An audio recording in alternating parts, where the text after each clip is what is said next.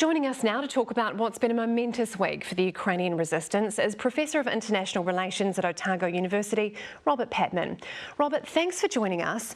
What will Vladimir Putin be thinking right now as he sees the Ukrainian president walking around these liberated towns that were until days ago held by the Russians?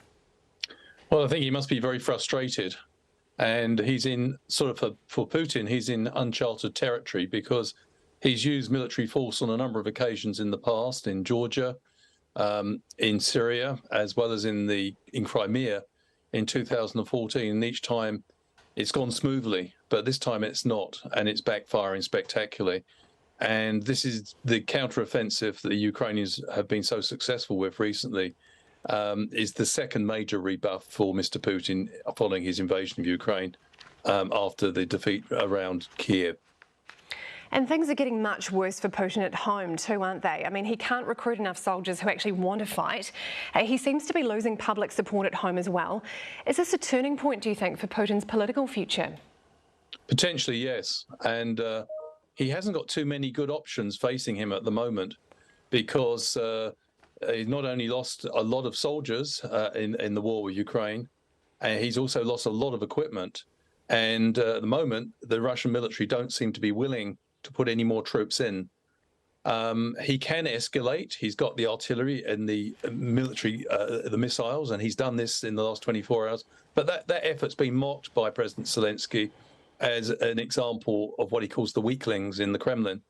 What he means by that is that the Russians have shown themselves to be inferior in battle with the Ukrainian troops, are therefore resorting to distant punishment.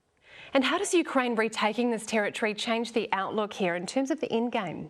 I think that although the Russians, after they suffered this big defeat in Kharkiv, the counteroffensive has reclaimed 6,000 square kilometers of territory previously occupied by the Russians. The Russians responded to that by offering peace talks, but the Ukrainians turned those quite down abruptly.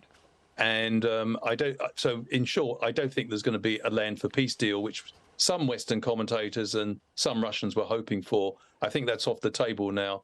The Ukrainians sense they've got the military momentum. The Russian army seems to be in disarray, and I think they're going to exert more pressure.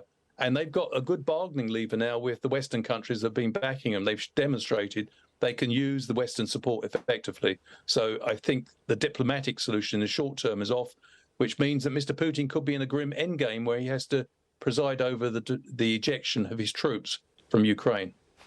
So interesting, Robert Patman. Thank you so much for your insight. Tēnā koe. Thank you.